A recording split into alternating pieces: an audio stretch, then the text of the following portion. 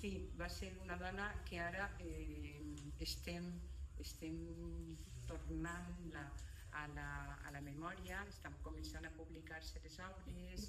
i va ser una dona que va tindre una vida molt especial perquè va patir molt i se van morir les dues filles de tifus, va estar en la presó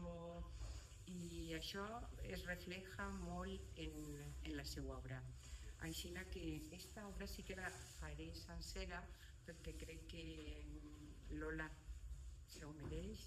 i és un andante doloroso i així podreu sentir tot el pes dramàtic que la seva vida va tindre que suportar.